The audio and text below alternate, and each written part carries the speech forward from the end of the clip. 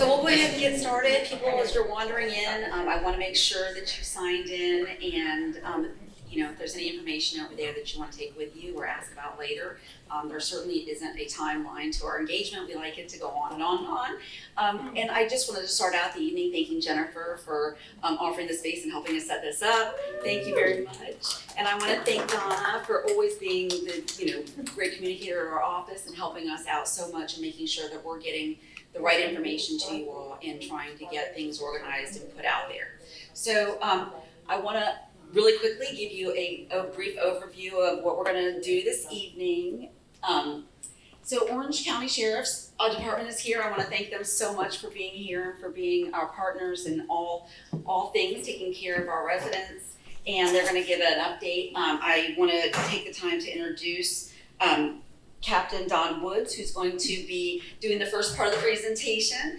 And then we're going to talk about traffic, because everyone loves to talk about traffic. And actually, I'm so tired of talking about the traffic issues, but it's important. And part of our duty is to make sure that we're hearing the things that we may not know just empirically, right? And that's why we come out to talk to the community. I think, having a democracy, we always open the floor at our VCC meetings and invite people down to give comment, but they're Tuesday in the middle of the day, and who can do that? So we try really to get out and make sure that we're giving the opportunities for those questions and answers and getting as much information out in as many different ways as possible, and especially with something that's coming up on a referendum. We have some public works updates and area-wide study information, and then we also have information about the transportation sales tax initiative and what that means. And we're going to open the floor at the end for question and answer. I don't have all the answers. I am proud to say that I am learning every single day, and I continue to believe that if I'm not learning, I'm not doing my job right. So I appreciate you being here. If you're watching this later on and you have questions, the end of this isn't the end of the question and answer session. So please continue to stay in touch. And with that, I would like to invite Captain Don Woods up from the Orange County Sheriff. Thank you so much for coming. Good evening, good evening, good evening. Good evening. It's a clicker, okay. All right, so I'm Captain Don Woods. I'm the new captain of Sector 5. Sector 5 is our tourist corridor, which also includes the beautiful community of Williamsburg. So I kind of wanted to go over just some of our crime numbers, and I do want to say that overall, we're doing really good. I got crime numbers here from, okay. So this is from January 1st through April 28th, and this is just in Williamsburg, and this is what you're looking like for crimes. So overall, we got 11 crimes, in almost 4 months, almost 5 months. So when you talk about, those same numbers, you cross John Young, or you go up north or go down south, it's a whole different ball game. So overall, we're doing really good as far as crime goes and preventing crime. We know that when we talk about crime, prevention is the key, okay? So that's kind of what's going to keep you safe and kind of keep these numbers from going up, is that you are doing what you can to prevent being a victim of crime. And with that said, I also want to let everybody know that we have certain programs. In the back, you have Deputy Stanley Murray. Some of you may know him already. All right, so Stanley Murray is what's called a crime prevention deputy. And so what they do is they go around, they meet residents, they meet businesses, and they tell them ways that they can prevent crime in their homes and their businesses. They give free, what's called site security surveys. So he'll come out to your house, see everything that you got going on in your house, and recommend, you change your doors, you change your locks, you add cameras, whatever you may need to make your house a harder target, so that criminals won't be as apt to target your house versus the next house or your vehicle or whatever. So I would definitely encourage everybody to use that service. It's been a blessing, just for us as a crime prevention standpoint, as far as keeping these numbers down. So also here is these pretty much all the crimes 2021 versus 2022, and what we're looking at, for the same time period.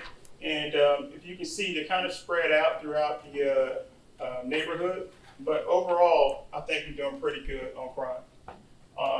those are the only 2 slides I had, but I did want to talk a little bit about what everybody cares about here is the traffic. So I just took over Sector 5. My official first day in Sector 5 as the new commander was April 17th. And since that time, the only thing I've heard about Williamsburg is, what about the traffic and the speeders? So I do want to let you know, since I've been in position, I have directed my people, to at least once a day, if not twice, depending on call volume, to come out, run radar, conduct proactive traffic control. So we're doing everything we can to stop the speeders, stop the lawbreakers as far as people running. The stop sign is a big thing right here on Orangewood. And we've been writing tickets left and right. So knock on wood, hopefully nobody in this room runs a stop sign or speeds, because we're probably going to catch him. But but with that, that's all I really had, to report on. But you guys are doing a great job. It's a partnership between law enforcement and the community. You guys have been doing your part, we've been doing our part, and as you can see, the numbers show it. So I want to give you guys an opportunity to ask me any questions if you have any. I was just kidding. Go ahead. First, thank you for your service and for protecting our community. We greatly appreciate having you here. I have seen you all out there monitoring traffic, which I appreciate. I live in Deer Creek, and y'all normally are kind of at Orangewood and Stramfield to catch speeders. However, in my opinion, I don't know if anyone else agrees, I think if you were one street back on Scotty, that's kind of a hidden street that not a lot of people know about. And I think if you were there, you're really going to catch those people who are thinking it's NASCAR down there. Yeah. They turn around. Right, and it's where they turn around versus that corner where you're at actively all the time. They anticipate you're there. They're going to slow down seeing you coming, but they're not going to expect you at Scotty, in my opinion. What's the name? Scotty Drive, Stanley, can you take those? SCOTTY Drive. Okay. But it's like a little hidden street that not a lot of folks know about. I think if you were there, you're going to catch more people. I appreciate that information, and at the bottom of the tickets, I'll say thanks to the chef. You're welcome anytime. But I appreciate that, and we'll definitely. When I tell them to work traffic, I know that people know that certain intersections you go and there's a trooper there every day or a cop there every day, and people get used to it, and of course they're going to change the way they move, and sometimes they may avoid that intersection altogether and go to somewhere else. So when they work traffic, they work the area. So it's not necessarily a certain place. They work the area. And so with that, I'm new to the sector, so I'm not sure that they know of that intersection, but I would definitely have them go check it out. I'll forget you right here. I'm looking for the phone number, sir, for Sector 5 for the prevention deputy. If we want to call him, what's his phone number? He's right there. Right, but what's his phone number? Yeah. You can reach me at 407-962-5912. Would you repeat it again, please? 407-962-5912. That's 407-962-59. 59. Stanley Murray. What was the last two? 5912. 5912. Thank you very much, sir. All right, yeah. That's a great resource and it's free. So, if you're not taking advantage of it, if nothing else, it gives you some ideas. And some of this stuff, of course, you may not be able to do it all at one time. But even if you just do it piece by piece, it's still making your home that much, harder target. To follow up on her comments, that whole strip that is Orangewood that turns into Williamsburg and dead ends at Shingle Creek, why can we not put up speed humps? It's a dead end street. The people, my life has been threatened by someone speeding that I yelled at. And number two, they drive 80 to 100 miles an hour. There's been a couple of accidents, but the fact that it is so annoying to those people that live there, I don't understand why we can't put speed humps. Yeah, so to answer your question, anything to do with like actual traffic control devices, speed humps, all that will come back to the county and the traffic section. They're here. And they're here, so I would love to pass that buck right on. That could be our segue. Exactly. But as far as speeding itself, we can do something about that. We can write tickets. We can give warnings, whatever we need to do to prevent people from speeding. We can do that. But as far as changing the signs, changing the roadway, that all comes down to the county. It's sad that you have to spend your time doing that sort of crap when you could be doing a lot of other stuff, because it would stop that. And these people, it's a routine. Yeah, and you know what, and I couldn't agree more. It's really, there has to be the design side, the enforcement side, or else it's just it doesn't work, and I think that's why But it's a waste of their resources, Yeah. That's it very really true. is. Yeah. All right, I'll take one more. Go ahead, sir. Just a follow-up to the conversation, are there any restrictions on noise pollution? You know, it's so funny. I just had a meeting today talking about, noise and some of the county ordinances, and we've been looking at some of that. And a lot of that stuff changed a couple of years back with some changes in the laws, but we're still looking at some of that. Now, you have a specific complaint? And if you do, you can call the sector, and we can get you the number to the sector. You can call and leave a message of specifically what area, this noise pollution is, and we can see if we can do something about it. And I will tell you, as somebody who has heard from not just the Williamsburg community, but from several other, from several other communities in Orange County, that there are gaps in what sounds like the ability to enforce for some of those things that are becoming more and more burdensome, I think, to communities as we grow. That's correct. So it came up in a meeting maybe last month. I don't know, my days are long. And so there is right now sort of a directive from the entire commission for the board, for EPD, which is our Environmental Protection Division, to take a look at opportunities for updating the noise ordinance. So we're going to probably have more information coming out about specific examples of things where enforcement couldn't be used because it was a blind spot in the current ordinance, in the current code. That's correct. Just a follow-up, since you guys are out there checking traffic, you can also listen for bad mufflers, noisy motorcycles. So traffic covers all that, actually. Yeah, okay. Yeah, so loud mufflers is covered by traffic, tail lights, speeding, all that. So all that's covered into one blanket of traffic control. Appreciate it. Sorry. So going on this question, they're not hard to find. So on Taft Island and OBT, it's usually a Friday night, Saturday night.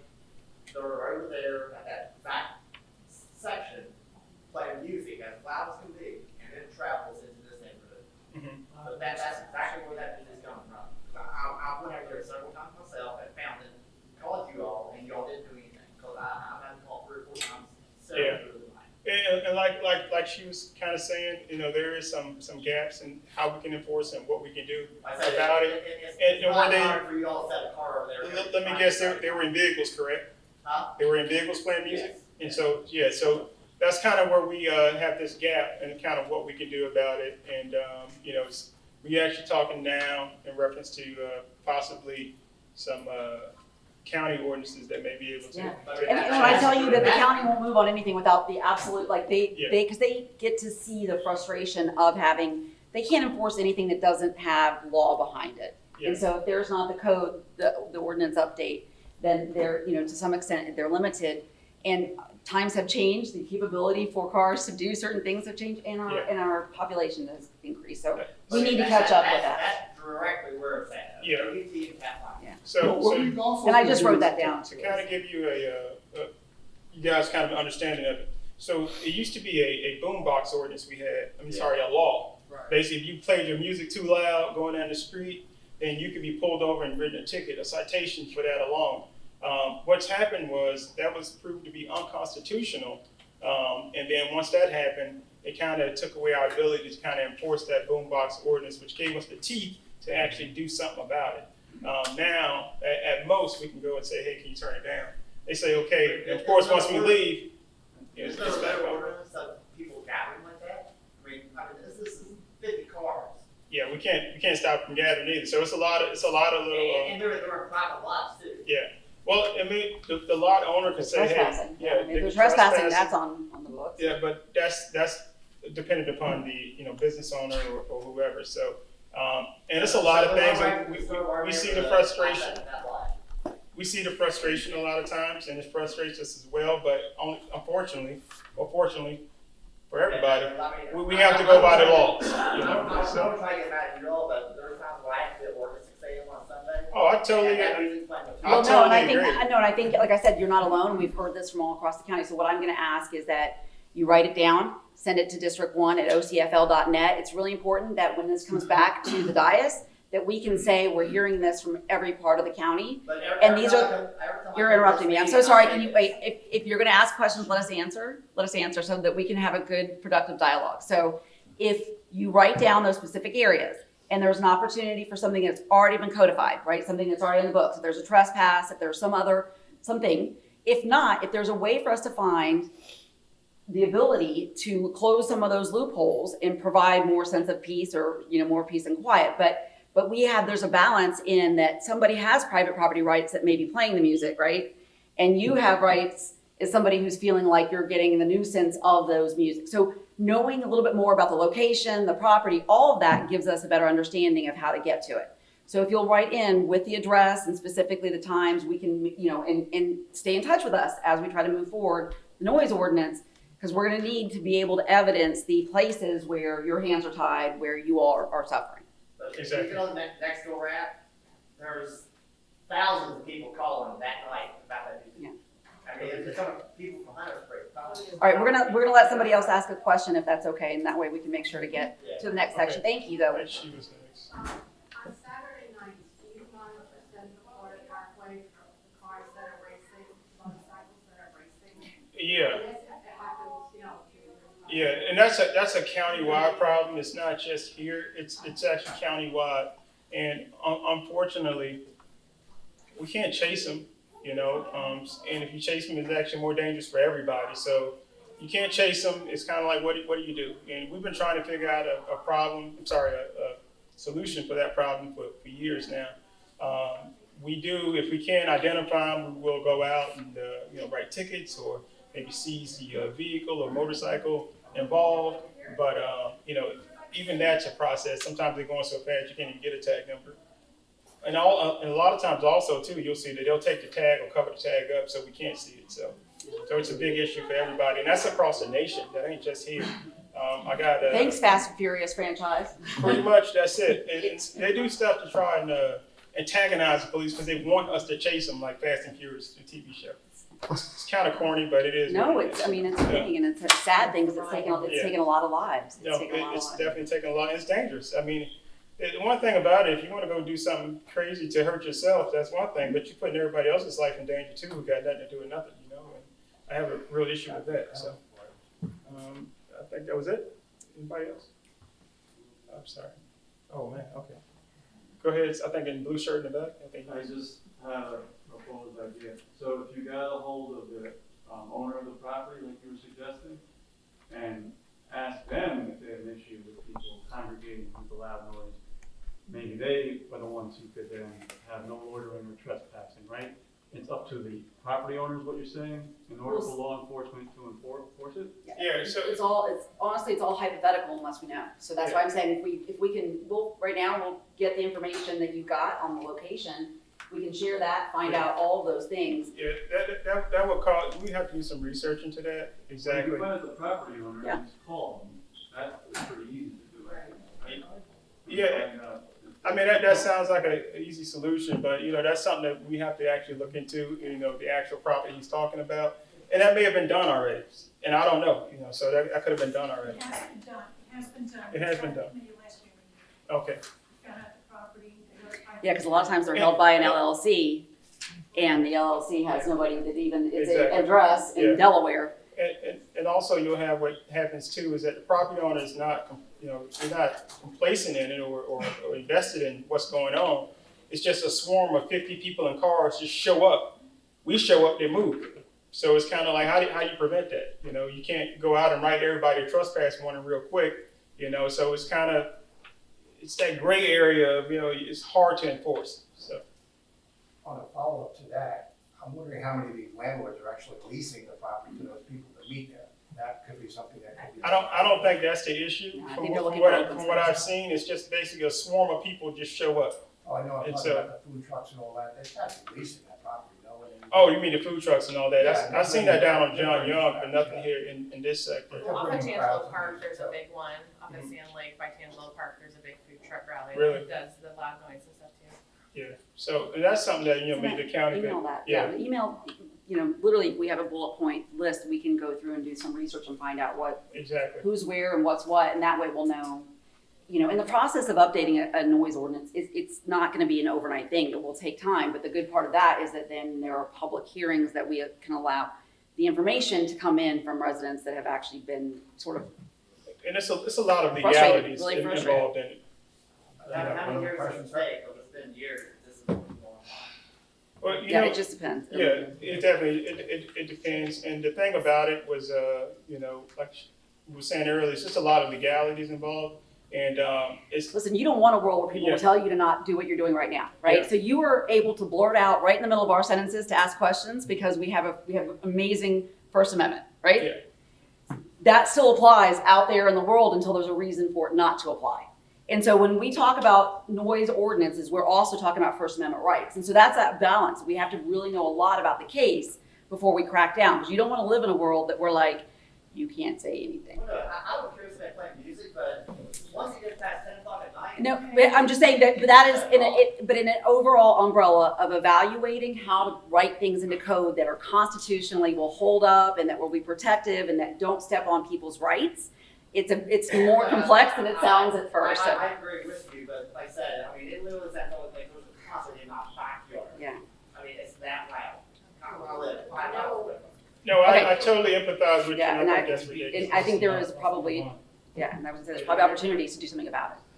All right, hold on, may I ask, go ahead, I'm sorry.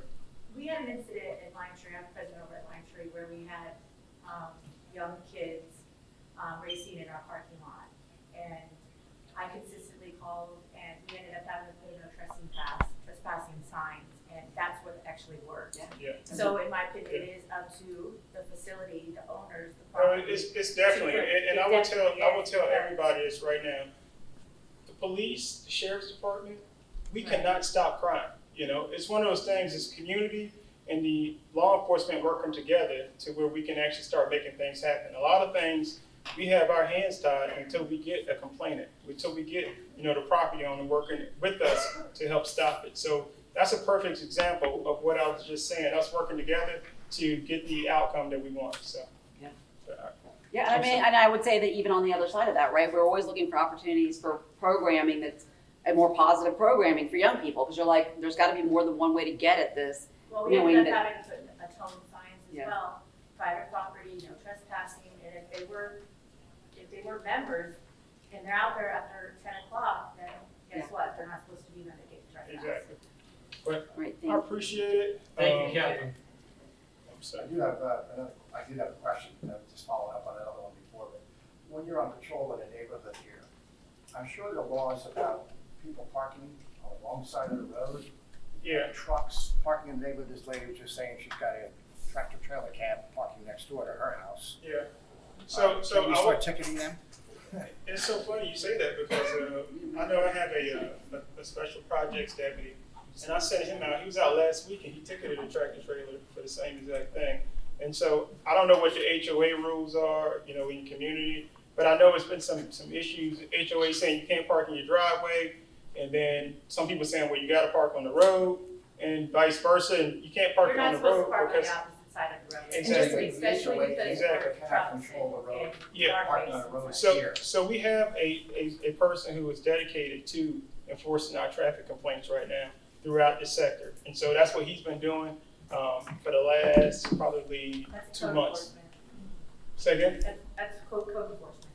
Well, if it's traffic on the roadway, it'll actually be, They parked on the wrong side of the yeah. road, too close to a fire hydrant or a yeah, stop sign. yeah, those are parking violations. We can actually write, We're seeing parking. a lot more of that as more and more people living in homes because of the economy. Yeah, so we've actually been addressing that issue now, and we've actually been, writing citations. I know last week he wrote like 3 citations for parking violations right here in Williamsburg, so. And we're gonna get we have our code violation contact at the county through our zoning and code to make sure that that information is out also by at the end, if you will stick around for that. And then if you don't have it or you lose it, just reach out to us. We can connect you to the right people. Thank you, Tim. I appreciate it. Thank you very much. so I am so grateful. Thank you so much, Captain Woods. Thank you all for the questions, and we will continue. It makes you realize when they're here and we're having this, how important it is that we talk about everything all the time as far as being able to provide those updates and seeing where their frustrations are, because that then lies back on the people that are making laws that need to go in to be enforced. So next we have a Public Works update, and I want to welcome, I think Joe Kunkel was the one that put in the slide, but I'm not sure who is. Come on up. Thank you so much, Sarah. We appreciate you. You're awesome.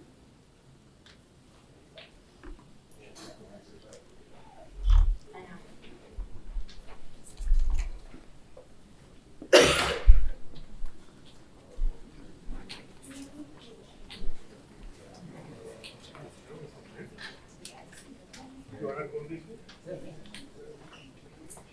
All right, thank you so much for doing this in this area before. That's just Okay. awesome. Just recording, so if people miss it, they can catch it. Oh, okay. I'm Ed Avellaneda. Good evening, everybody. I'm with Orange County Public Works and with the Roads and Drainage Department. We basically maintain ditches, roadways, sidewalks, resurfacing of the roadways. We don't have specifically any item to discuss. I think our traffic engineer is also with Public Works, and I believe he's the one that has an agenda to go over. But I'll be here if you have any questions for roads and drainage. Yes, ma'am. Yeah. Sorry, so you said sidewalks. I, as a disabled person, occasionally need to use my mobility scooter or would like to go walk around my neighborhood, same as Right. everyone else, and the sidewalks are, like, there is literally one spot I can't even get across the street from my house to get to this clubhouse continuously on a sidewalk. I'm forced to go in the street. Okay.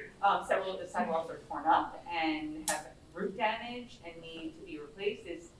How do I get something done about that? That's where the commissioner's office is the best bet for you.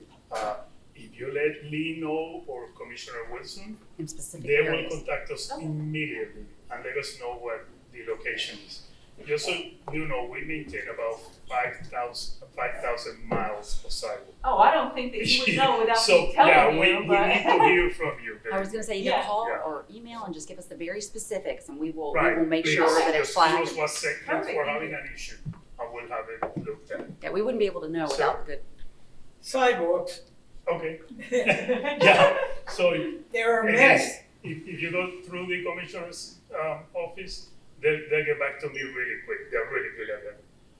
I have one area that seems to be a gray area, that nobody knows who's repairing it or not. Okay. It's located at Gateway and Central Florida Parkway, right near the Williamsburg exit by McDonald's there.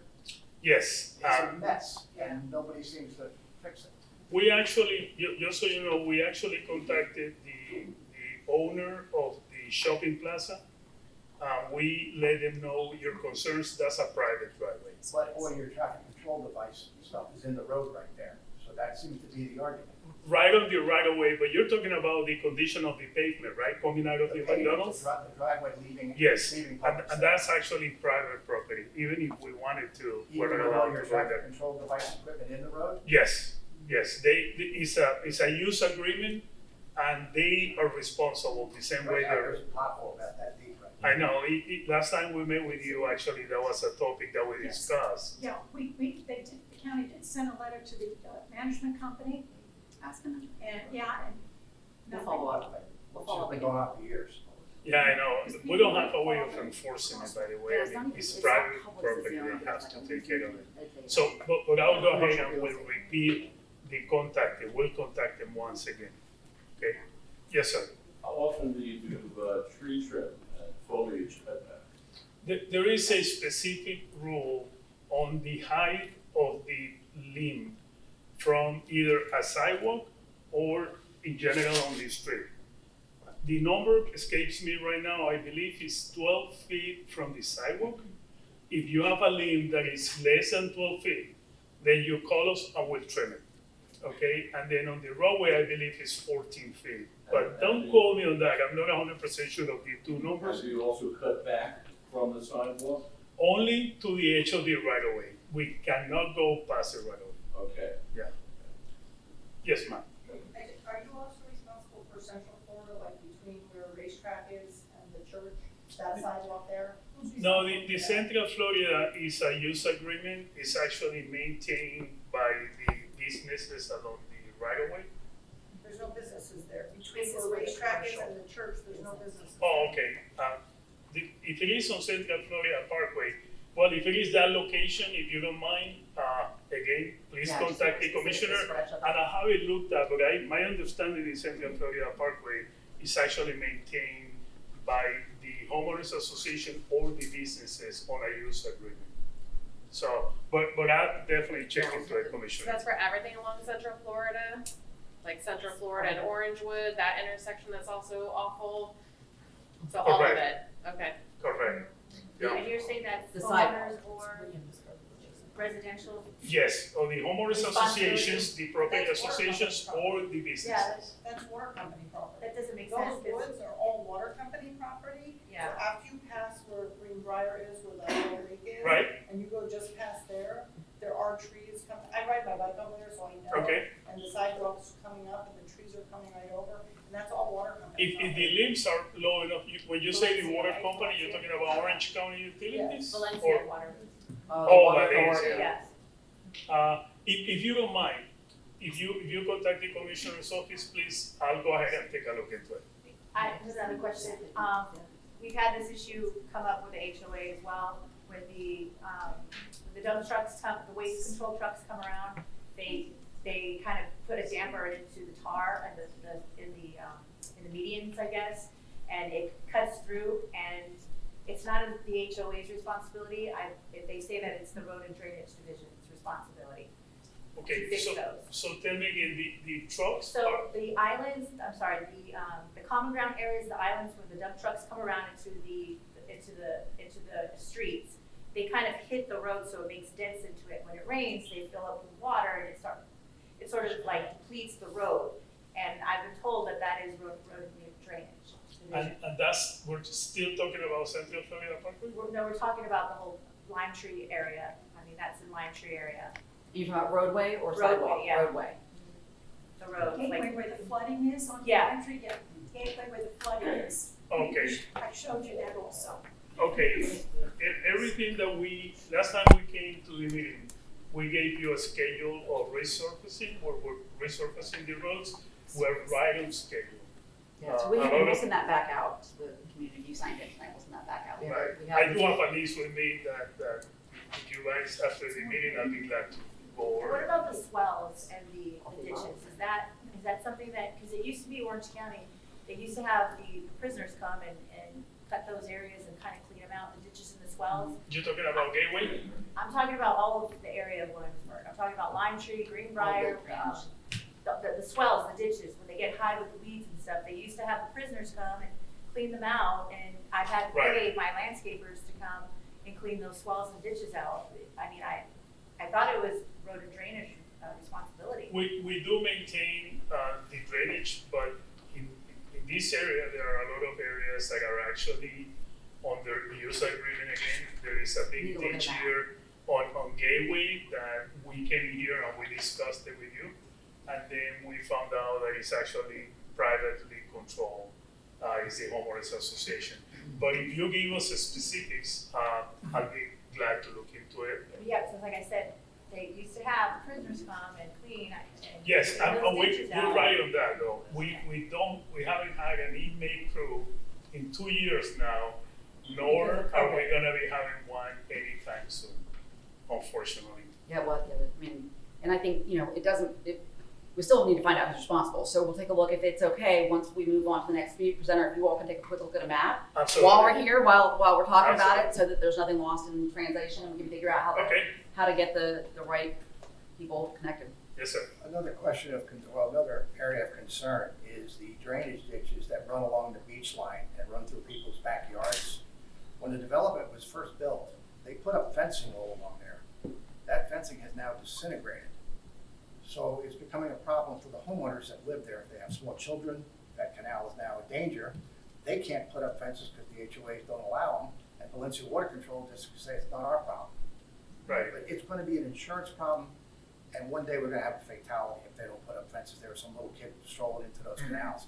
Who can take care of that for us? Well, I was gonna say, if that's Valencia, I mean, that is a state agency, but we can absolutely get in touch with them to make sure that we're. I'm sure Donna knows, because Luna knows here that Water they've been control, dealing with. yeah, it's a water management district. They've been dealing with Valencia for years, and they Okay. ignore it. Yeah, so we can There's a get, meeting on the 10th at Valencia. If anybody has any questions with the canals, there's a meeting on the 10th at Valencia at Lake Ridge, and you can address your concerns there. Yeah, They're my gonna start point is, mowing the canals. They're supposed to be already started May 1st. my concern is homeowners are having a hard enough time getting homeowners insurance as it is now. Yeah. Now they've got that risk, and what's it gonna take to put fences back up, a fatality? That's what we've got to start looking well, at. and those were originally installed by the water control district under DOT, it's got to Donna, the would you state. email Langtree that information about the meeting? Yeah. Please, thank you. Sure. So, just to go with what he was saying earlier about the potholes, the Publix Plaza is under new management now, like pretty recently. So, this is something that Well, that's good to know. was attempted to with the older management. Then, it might be worth getting in touch with them again because Okay, we'll find out. they do have new owners now. Yeah, that'd be worthwhile searching into it. That might be a reason they never pay attention. They were on their way out. I did talk to the And public management company, and they were under the assumption that the county was Well, I was taking gonna care say, of it. sometimes the right person and that, like, multiple calls is what gets us there, so we'll go back and if there is another, It's an eyesore. yeah. They've been paying money to put in new pavers in Oh, the really? plaza, so I'm pretty maybe sure they're they willing want to throw some money into Yeah. repaving that surface. I'm pretty sure they would. Speed bumps. Yeah, that's a good. Yeah. Those are beyond speed. Yes, ma'am. Just, another note with what he brought out before, there's tree limbs hanging over the Right. sidewalk. Now, if the tree belongs to the homeowner and the limbs are hanging over on the sidewalk and people, as they normally do in this neighborhood, they walk the whole neighborhood every day and they have to go, get this thing out, lift it Right. up, walk underneath it.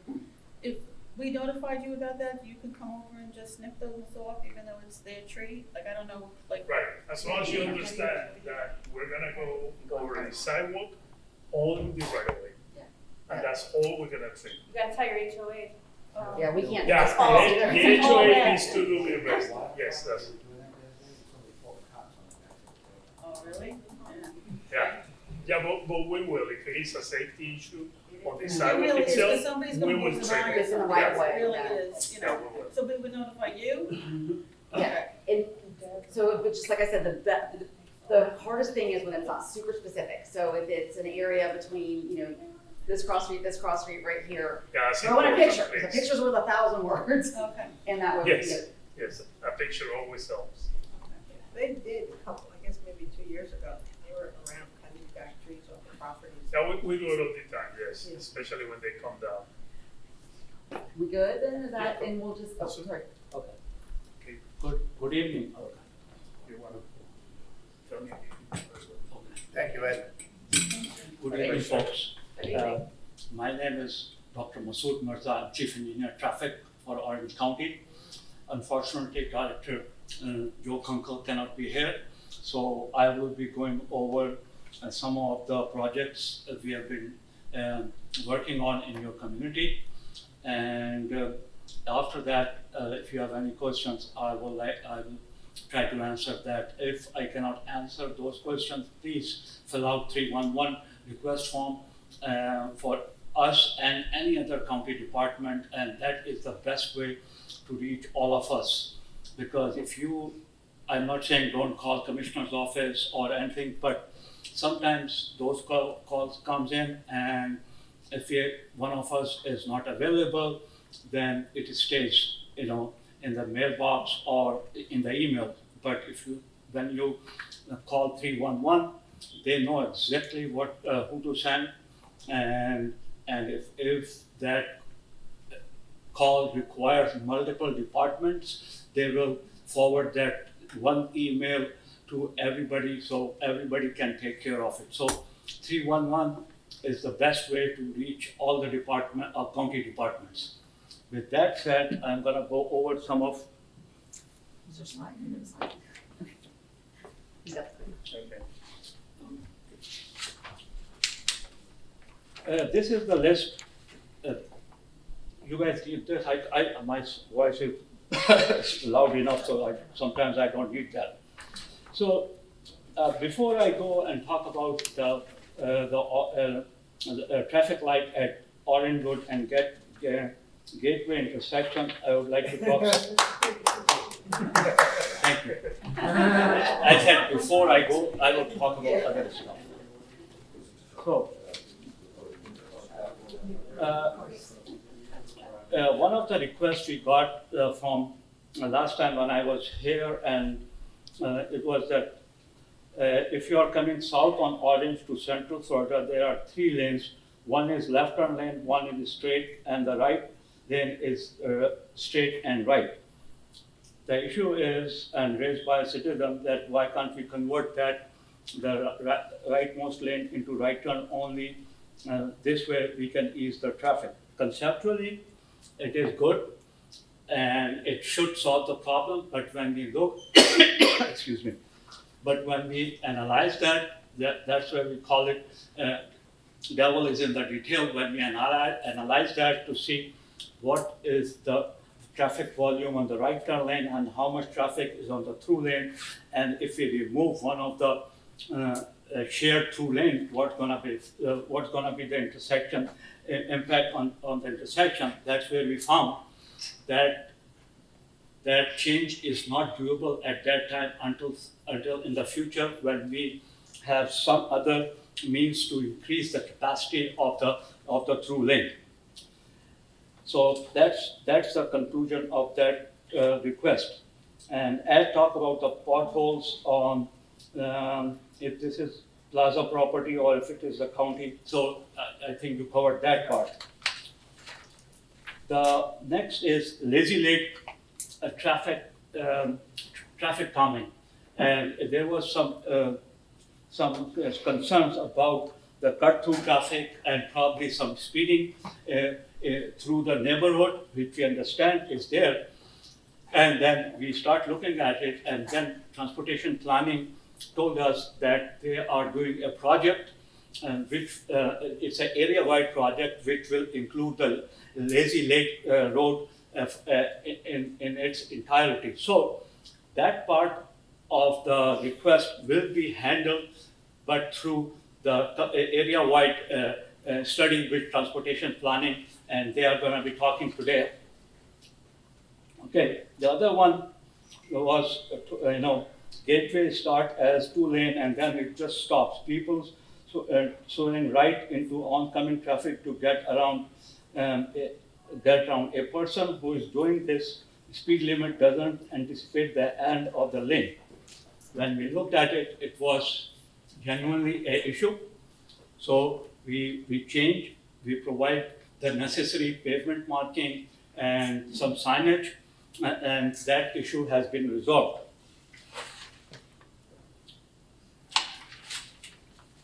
Okay, then there was a concern raised, illegal cut through on the curve of Beach Line if they took the wrong exit, worked with this through Joe Place and Central Florida Expressway. We looked into it, that area falls under Central Florida Expressway Authority, and we have forwarded the request to them to look into that situation. And I offhand, I can't tell you if they have done any field work. I know they started looking at it, but offhand I can't tell you if that work has been done or not. Same thing with the Universal Boulevard median that people run over. Could we place something here to make it difficult for a person to drive over this median? There is a physical median there. There is, we could put other things, but the problem is that if somebody chooses to go over there, just like Sheriff was saying, we cannot stop the crime. That's why we try to talk to Orange County Sheriff's Office, because to us, that's not there is no physical fix for that. This is a purely enforcement problem, and it should be dealt that way. And I think the Sheriff Office has done some intensive enforcement in that area, and I don't know if the situation still exists, or at least the number of violation has gone down. So I don't have that. Then there was other thing, undergrowth of the trees and shrubs along county-owned buffer area on Orangewood. And I think, Ed, you discussed that part. Yeah, I think we did, right? That's the one that is a request that they use. Okay. Okay, another thing was county-owned media that was painted over and has a lot of broken glass, chipped paint, and is unattractive. That's a street cleaning, and I'm sure county department will take care of it. Well, we actually, that's where we discussed the use agreement. That was actually done by the businesses and the homeowners. We have no jurisdiction over any of those meetings where they were painted. I don't know if the commissioner has any suggestions as to what they can do. I don't know. With the private. With the painted meetings? Yeah, well, I know that there's been a lot of conversations with some individuals that have had tried to get through to the private holder. We haven't gotten there yet, and I think it's a lesson though for any future agreements to make sure that there's a way to. Right. Hopefully a new management by that plaza might actually make a big difference too. Okay, let's come to the main thing where most of you are here, is to find out the status of Gateway Avenue on Orangewood Boulevard signal. It is one of those projects which you might feel that is happening in your area, but it's a problem we are facing because of the increase of the construction cost to a point where when we got a bid for the work to be done in terms of the signalization for that intersection, we accepted the vendors, the contractor's cost, and we processed it, and it went through the county's procurement department. While procurement department was processing it, the vendor told us they could not honor the prices. The one there, which is very unusual in my 30 years of public service and in traffic engineering, I have never seen this kind of situation. So we were all surprised that that a vendor which is a known vendor is not somebody who fly-by-night kind of vendor. They are working for us, for Seminole County and other counties. They just cannot afford to build the intersection at the cost they quoted 1 month ago. So with that said, we start looking at different options, and we were looking at all the even some standard solutions, some out of the box solutions, some really aggressive way of doing it, because we know that the urgency and the need for this light there. Right now, we have a couple of, I would say 3 viable solutions. One of them is that we take that signal and bid it out separately, and whatever the price we get. Because what happened is, with the existing contracts, we have a fixed price, a certain price, not a fixed price, but a certain price range that we cannot cross that ceiling. And when the market fluctuation takes it to a point where the vendors cannot deliver to that point, they have no choice. They just say, okay, you ask for a bid, we are not going to submit a bid. So that's what happened first, and then what we say, okay, what we are going to do. So we went to Seminole County, and Seminole County, recently increased because of the same situation which we are going through in Orange County. They are going through the same thing. They increased the cost substantially, not with a small, but a substantial increase. And then we felt comfortable and that if we can piggyback on Seminole County's new contract, we should be able to get a project started. That's where we asked the vendor to submit the quote, and then then when we were processing it, the vendor said the price has gone up. That the steel price, the construction cost is just, like I said earlier, I have not seen that fluctuation in the market right now. Should have done it when you promised it, years ago. Can I finish it? Then we can talk about all those things. So, right now, so once a vendor said they cannot, once the vendor told us they cannot honor the price, that's where we start looking at it, different options. So right now we have 3 viable options. Number 1, we bid it out at a market rate, and whatever comes in, we accept it and move on. And by the way, this is, like I said earlier, this is not this neighborhood issue we are facing throughout the county. We have several signals which are in jeopardy because of this market fluctuation. The other thing is, if we go and change the design to something different, maybe a little bit, instead of a mast arm, we can go to a span wire which has the same functionality and the safety ratings. We can do that way, or we can purchase a mast arm directly from the vendor and provide that mast arms to the contractor, and they just use that to build the to construct the signal. So those are the main 3 options we are looking at it, and we are very close.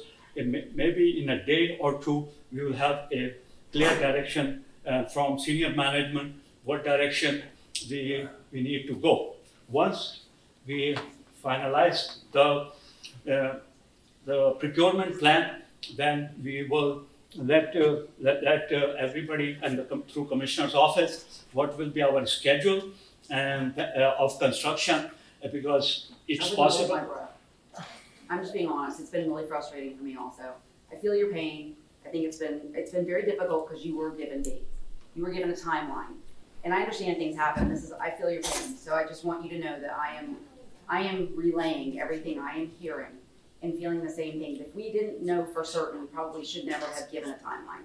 And that is a very difficult thing for me to come back to residents and say, oops, market conditions. It is what it is. It is, but I'm just saying, like, right now, my frustration is that I'm not gonna make any promises that we aren't able to keep. And I think that understanding a little bit about the fact that when he says senior management, that was the person who was actually supposed to have been here this evening, I'm feeling even more frustrated. So what we're gonna do is we're gonna keep pestering and we're gonna keep trying, but I don't want you to direct this at, this is not the top of the food chain, we're close to the top, but and just making sure that you know that on the inside that I'm doing the same things. I'm trying to say why, if this isn't what's gonna work, what is gonna work and why isn't it? Why have we passed every date we've laid out? Again and again and again. Okay, so that's thank you, Commissioner. Sorry. That's where we are, and like I said, once the procurement process is finalized, we will work on the details of if it needs some redesigning, if it needs, and then we will give a schedule to the commissioner, and her staff is going to share that with you. So that's the update I have for the stuff I heard in my last meeting here. Okay, so let's start with the question. Sir, you have the first one. Okay, nothing personal, but it I never seems like, take anything personal. don't take it personally, I understand, it's not your fault. But it seems like they put up a lot of lights for Universal without any hesitation, and we've been promised that traffic light for maybe 40 years. Now, the next question has nothing to do with traffic lights or Orangewood and Gateway. I had a trip that I took along 528, and I noticed the railway lines for that railway coming up from Miami is going right along 528. Is that gonna impact, well, how it won't, it's gotta impact us here, doesn't it? I am not privy to that project, so I cannot comment on. Where, On where, the- so I can research this? We're talking about Brightline. Right The line. rail, Oh, we don't know. exactly what is it gonna We don't know yet, they have not, we don't have they have not really given a firm. No, it's all online too. Yeah, there's a lot of information online, but it's, Brightline's private, and we are trying to kind of also follow that, the conversations that are happening, and I That's know down that. the road, don't even worry about it. Okay. I don't know who was second, I'm just gonna guess, the gentleman on the back. Yeah. Yes, sir. You have to speak up because I have a hearing problem. You speak up. Sure, what happened to the roundabout proposal? We're not going back there, we're done, moved on. I have a legitimate question, what happened to it? Frank O'Keel had proposed it, what happened? We've had several meetings on it. If I may please. They are safe. Roundabout was, you mean roundabout at the gateway and. On the same intersection, you talked about having delays. Yeah, initially that was considered, but for operational reasons and probably the cost and the impact to the adjacent properties, that concept was evaluated, but it did not go through the. That was scrapped go through years the ago. So right now, we are looking at signal, and signal is gonna go at that intersection. We'll be waiting at that red light. Sir, you mentioned. Please. Hey, you know what, you guys, let's be respectful of each other's time and questions, and we're gonna try to get through this, because we have more information we wanna get out. So we're gonna take 2 more questions, and then we're gonna move into the next part. Anything that remains after that, we will make sure to have contact information out there. We're not gonna leave anything hanging, we just wanna be cognizant of the time and how much time It's already at is. 7. Okay, Sir, you mentioned the cost overruns. And I have a question, because I saw the bid that went out, and it was for a lot more stuff than just the traffic light. It was for sidewalks and drainage pipes and water pipes. Is that all included in the cost overrun you're talking about? We could exclude that and just go for the light? Very good question, and that was that all that stuff which was tied to the signal made that project totally unfeasible. I think the initial cost we got was $3.5 million Yeah. or more. So what we did, let me, okay.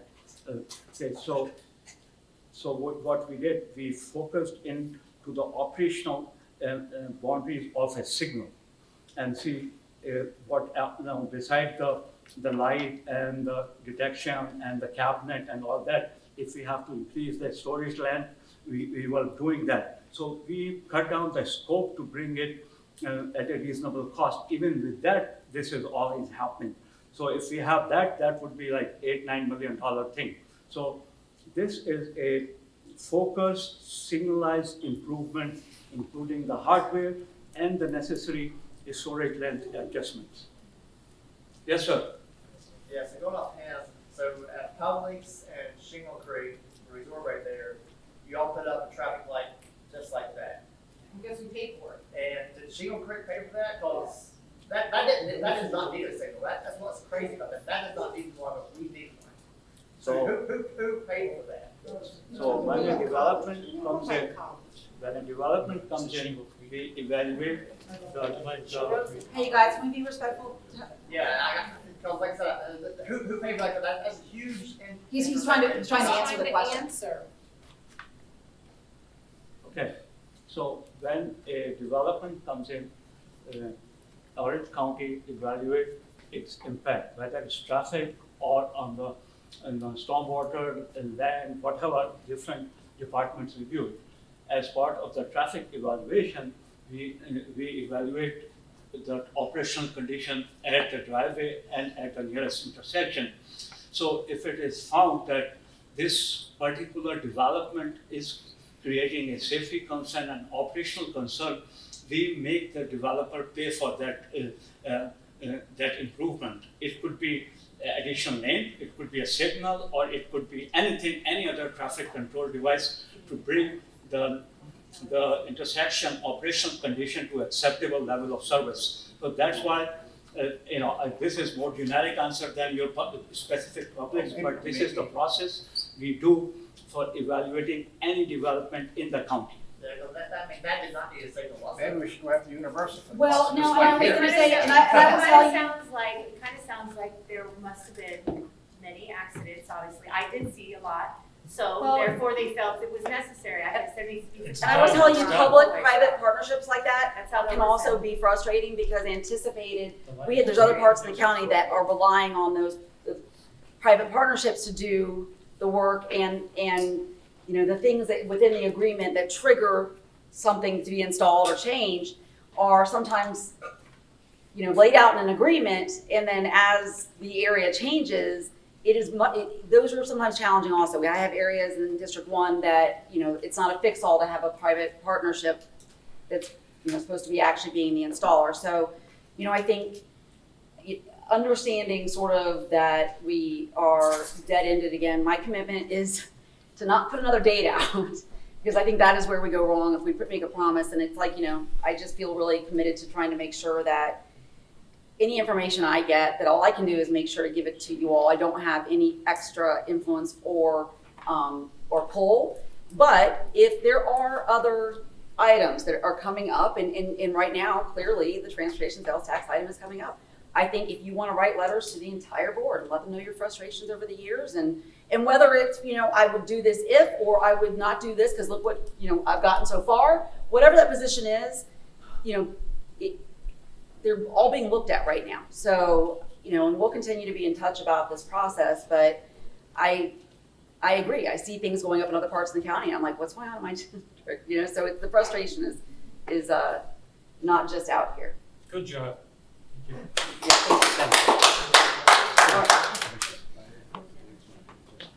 Oh, I'm so sorry. So can I leave now? Yes, of And course. if there is any question, Yes. Thank you for being here. Thank you.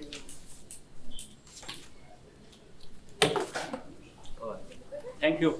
Thank you, sir.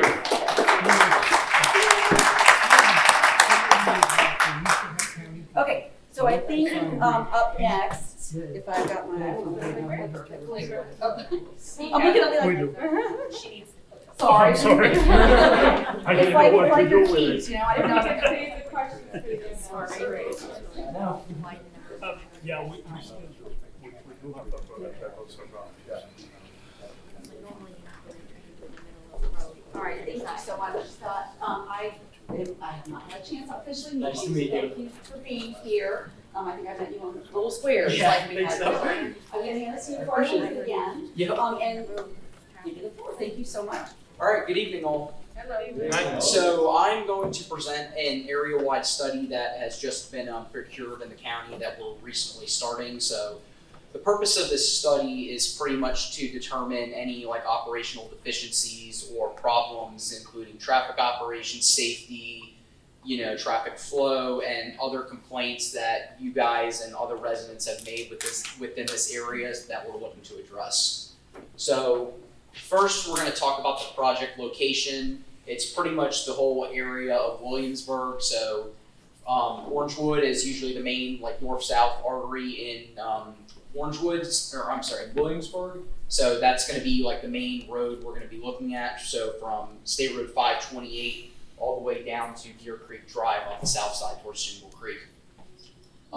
Central Florida Parkway, that's the main artery that goes east-west. So there's a utility easement where those power lines are to the Shingle Creek Bridge. So that would be the limits from there. And then the third major road is Gateway Avenue. So we're going to look at all of Gateway Avenue. We've evaluated some of the chief complaints that are out in this area, and I know a lot of you have been asking questions about the stuff that's been going on, and I think some of you have already gotten some answers, but I'm going to get into some of the complaints a little further that the county has seen. So a big one is obviously cut through traffic. A lot of people are trying to go around I-Drive, go up Orangewood, get on the 528 and head on their merry way. But I know for the residents, that's not really a thing that you guys enjoy because, that creates noise and that creates more traffic and congestion to your area. Again, waiting at the lights too long. I think Masood touched on that a little bit. We were there's a lot of queuing, I know, on the southbound approach on Orangewood approaching Central Florida Parkway. I know that like right turn just backs up, and I even see it on the street view, like on Google Maps you can even see it. Pedestrian feasibility. So if you're walking your dog on the sidewalk, there's people speeding by, there's no curbs and gutters, so the person can just literally drive off the sidewalk and hit you if you're not looking. So that's some of the, I've seen a couple of complaints, I've heard a couple of complaints with regards to that. So we're gonna look into that a little further. The lighting at night, some people say there needs to be a little more lighting on the local roads and within the area itself. Obviously speeding drivers, I know we've all, I think one person here was saying that people were doing 80 to 100 miles an hour on Orangewood. So that's one of the big complaints we're actually going to be doing in this study. We're actually going to be doing a speed study, and I'm going to get into that a little further on how we can mitigate some of the speedings and the recommendations we can make to help solve some of those issues. And then vehicles, again, parking on the right of way. I think there was people parking on the wrong side of the road, so we're going to consider that complaint as well. And we're going to evaluate some of the recommendations that we can make from our side, to help law enforcement out with their side as well. So again, what are we doing about these complaints? So the first thing we did was we developed the scope to pretty much look at all of the complaints, and we kind of had we wanted to get objective data on it, and then an engineer would make recommendations in the area, and then we would get your feedback on those recommendations later. So the first thing we want to do is identify any high crash locations, particularly with speeding. So those are usually fixed object crashes, rollover crashes. So if somebody their car flips over, that's probably somebody who's driving super fast. So if we see those on our database, we can kind of infer hey, that person was probably speeding through this area. And if there's any trends, we're definitely going to want to make a recommendation to mitigate those crashes. Another thing we want to look at is high cut-through traffic patterns. So where are people going? So are people going through Central Florida Parkway up through Orangewood to get on the 528? So that's one that I think that's going to be pretty common. Any operational deficiencies? So that's with regards to signal timing and queuing and just sitting at those traffic lights, particularly on Central Florida Parkway, that we're going to look at. And then we're going to make recommendations accordingly to limit the crashes and improve the operations in the area, as well as decrease the speeding. So what does the scope of this study entail? So pretty much the first thing with any study is we need data, data, data. There's an old saying, garbage in, garbage out. So we need accurate data first to determine what we need in order to make the correct recommendation. So that would be turning movement count, so how many lefts, how many throughs, how many rights, and at the intersections, the speed data as well. So how fast are people driving on Orangewood? We're actually going to measure that throughout a few days. So we're going to do some counts, and we're going to measure hey, are these people going I know it's 40 miles an hour there, but are these people doing 60, 70 miles an hour? We can actually objectively measure that and see what % of people are actually speeding. So I think that will help us out, and that will help the general community out. And then we're gonna also plot on it's a software called CAD. So it's gonna show all the existing signs, all the signals, everything that's pretty much out there that an engineer would look at. We're gonna put on that diagram, and then we're also gonna plot all the crashes that are gonna be on there. So we're gonna do a 5-year history within the whole area on the Orangewood Gateway and Central Florida Parkway, and we're gonna look at hey, what are all the crashes and where did they occur? How did they occur? What are the trends? And what can an engineer do to correct some of those crashes? And then cut through traffic surveys. So we're going to use a company called Streetlight to collect origin and destination data. So we're going to see where are these people actually taking their vehicles to and from, and if we can make any recommendations, such as whether that's lowering the speed of the road, or I think somebody mentioned speed humps, I think that was you. So, we can take a look at that and kind of see like, hey, if there's a lot of people cutting through, if that turns out to be the recommendation, then I think people would obviously want to go around because they don't want to, go over those humps. And then I already mentioned the crash data and the collision diagram. So we're doing 5 years of crash data from 2017 to 2022 within the most recent month.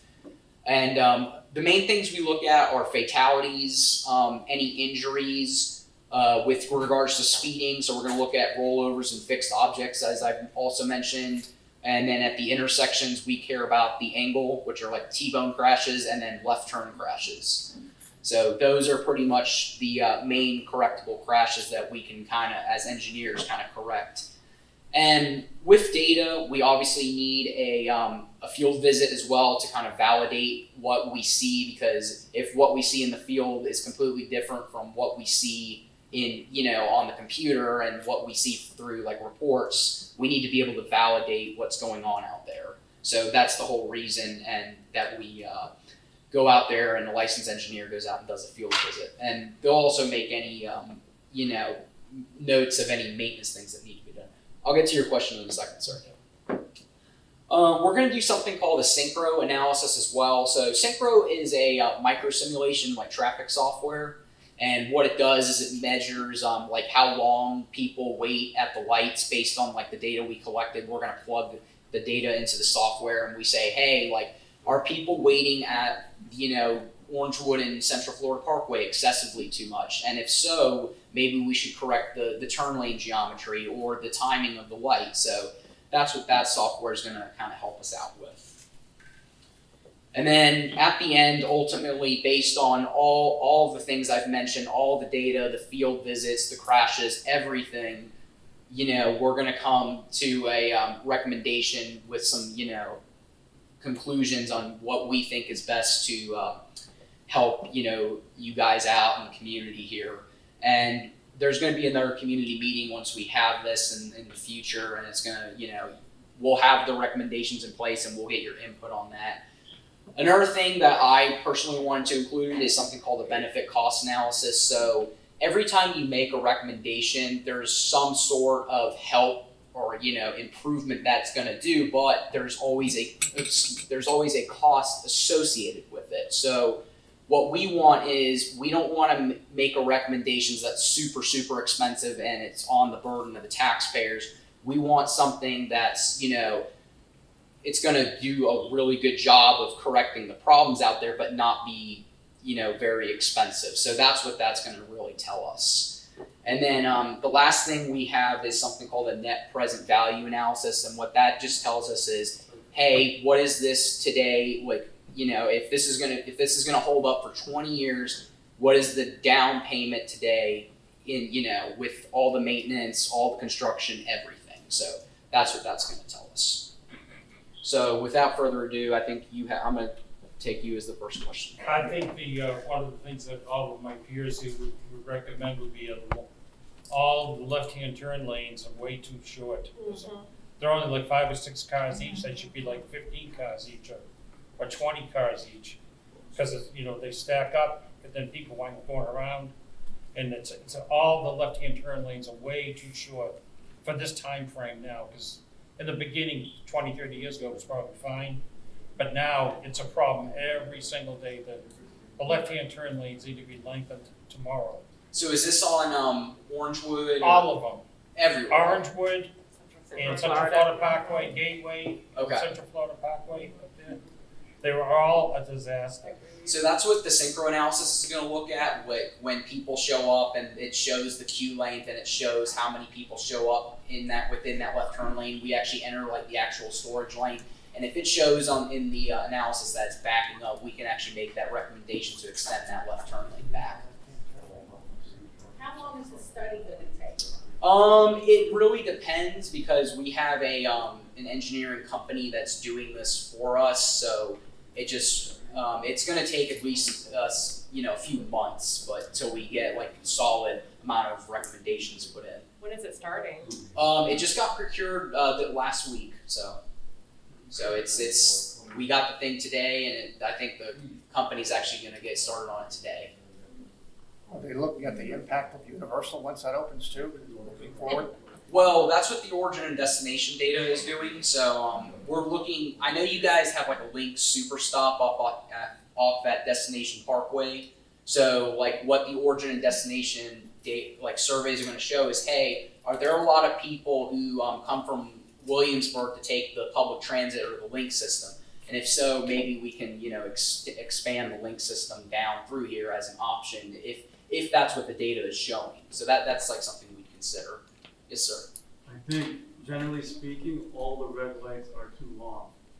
Too long? Yeah. Some of them you wait 2 to 3 minutes, and not even when there's cross traffic. Gotcha. Seems to be a county-wide problem, frankly. I haven't noticed that in any other place I've lived other than Orange County. So in addition to left turn being too short, the red lights are too long. The light cycles, you sit and it stacks up. I think a lot of these traffic lights create more traffic than they need to. Well, maybe there just needs to be so again, this is what our Syncro Analysis is going to look at. It's going to look at signal timing, signal coordination. So if we retime those lights properly, then we can obviously improve the flow of the traffic. There was a scoot system initially, but I don't think it did anything. There was a scoot system, some kind of self-monitoring and synchronization program between the lights. That's what I was told, but I don't think that's happening at all. I mean, again, these lights, I know the one at Orangewood and Gateway is at least 30, 40 years. I'm sorry, Central Florida Parkway and Gateway, that light is 30, 40 years old. I mean, the curb ramps out there aren't even ADA compliant. So, I know that thing is probably going to need a full reconstruction soon. So, yes, ma'am. Once you're finished with your Syncro Analysis, as you say, and you make a recommendation to the county, let's say these lights, right? We're talking about you want to increase the length that they're green. How quickly does something like that go into effect? Does that take months and years after you make a recommendation, or is that something that can get turned on pretty quick? Well, it's actually it's a private firm that's doing the study for us. We're reviewing what they put out, and then obviously we're going to give them feedback, say, hey, this is kind of like what we want, and obviously we're hearing your input on this. But usually when a recommendation is being made, it has to go through the design phase. So this is like the study phase. And then it's probably going to be another year or two in design, and then there's the construction phase. For a traffic light? To adjust the the whole timing of area. a traffic light? For the whole area. I mean, this is a big study. I think she's asking about reprogramming existing ones, right? Correct, yeah, wouldn't that be pretty quick? I don't know what I don't know. If you have issues with specific traffic lights, the process is fairly straightforward, and it doesn't take a lot of time. What needs to happen is we need to come out here and take a look and see what's happening, how the signal's operating.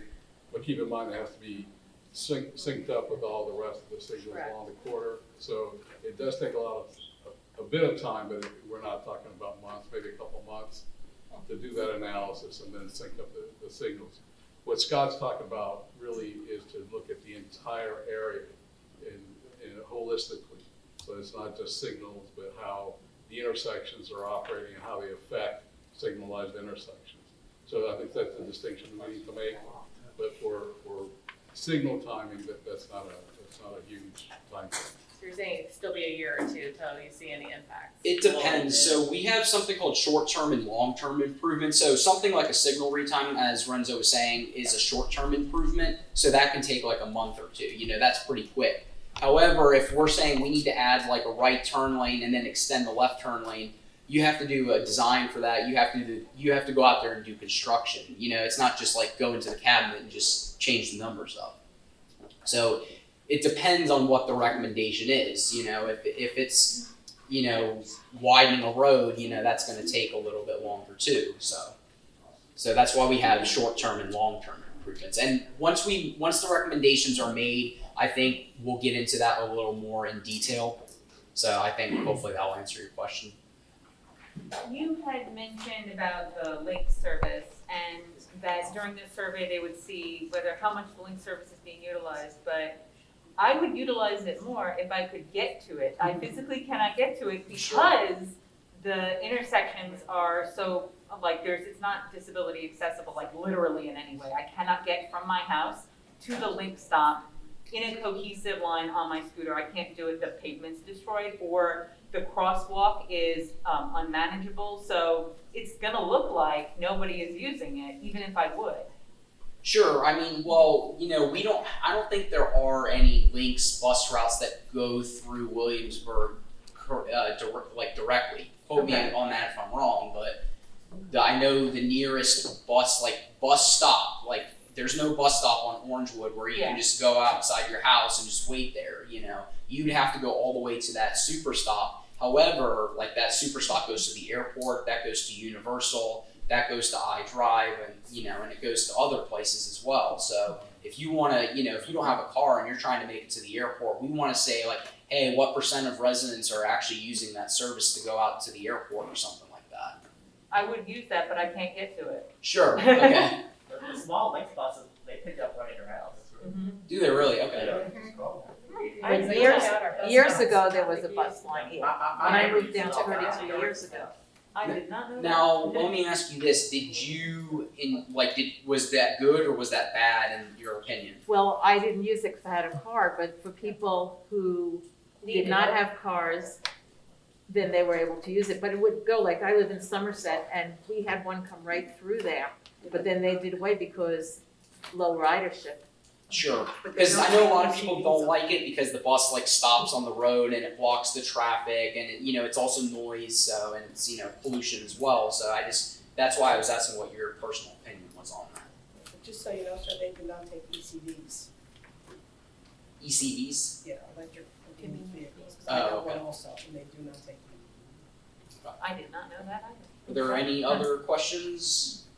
I have a question. It's not just in Williamsburg here, but it affects the community. All this construction on 417, what is going on down there that they close John Young at night? Is that the train or is that the widening of the 417?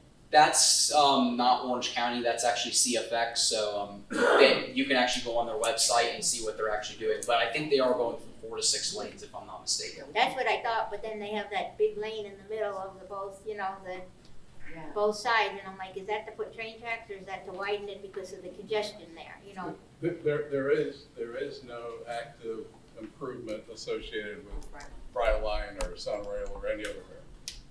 That's what I thought. I didn't think they had The decided the route. construction is all Central Florida Expressway Authority improvements. It has nothing to do with rail. But we can, But who- email us and see what, because if we can get the notices on what their widenings are. But is there a number I can call to ask what the project entails or whatever? Because they have those huge cranes up there, and then at 7 o'clock at night, all of a sudden you're shoved off onto the Greenway or through the neighborhood in Hunters Creek, and you're like, okay, great.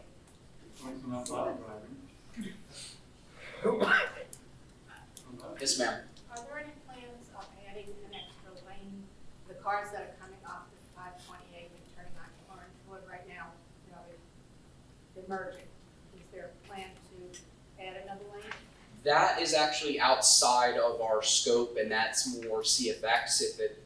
If it's with particularly to the off ramp of 528, that would be CFX again, or the Turnpike Authority actually. It's Orangewood. It's Turnpike. It's Orangewood where it leads into the four-way stop, is basically what she's talking about. And when they add the stoplight, are they going to add an extra lane? I think is what she's asking. I think it's still gonna, well, I can't quote you on this, but I think the lane geometry is not changing. I think they're just changing the four-way stop to a signalized intersection. So if you go to cfxway.com, they have a whole list of projects, all their projects. Now, 528 is actually Florida Turnpike Enterprise, or the western portion of it. Any other, I think so. Just transportation survey Is closed, is that a mistake, or were these inadvertently set up? No, that's his next update. That would be Renzo's next discussion item. Because this is closed. Yeah, I wasn't sure if it was sold. So that must not be. Thank you. I appreciate it. Yeah, thank you so much.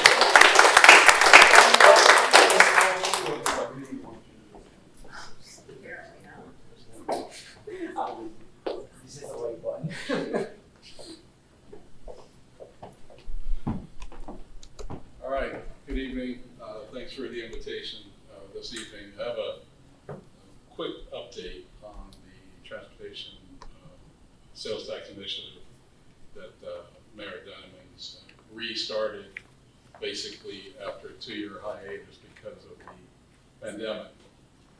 So, this is gotta load up the right PowerPoint here.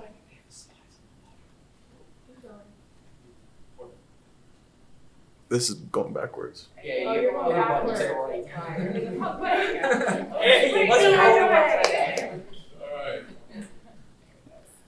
Let's figure it out.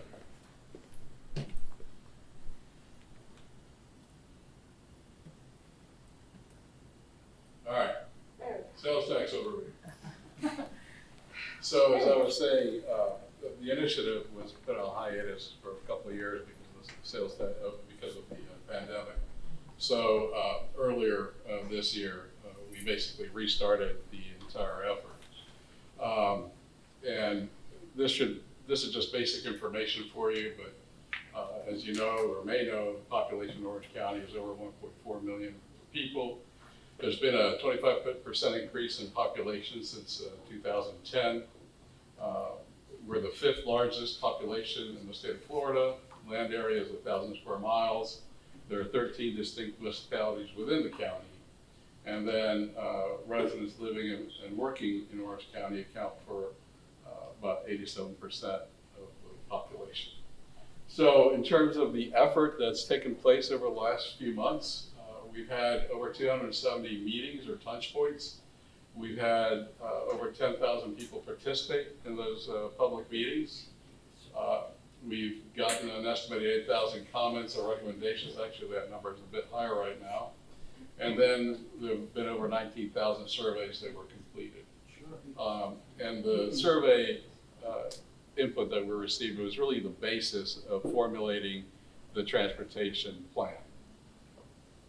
So this should be no surprise from what we heard from the public. First and foremost is traffic congestion, the concern with traffic congestion. The cost of the commute, again, that's associated with congestion. The time that it takes to commute, and then we just had this discussion about this specific area about, signals not working or having to wait at intersections and so forth. And then, very important issue here, bicycle and pedestrian safety is an issue that absolutely needs to be addressed. And transit, even though it's the last bullet, I can tell you that the majority of the comments that we received had to do with increasing and improving our transit system throughout the county. So in terms of the objectives, again, is to alleviate the congestion, as I said, improve transit service, and also new connections to transit. Updating technology is very important. Somebody mentioned the scoot system that actually is operating in the iDrive area. That's sort of what was new technology, but is now outdated. So it's looking at new technologies to operate all and synchronize all our signals, for example. So we need to have smart streets implemented.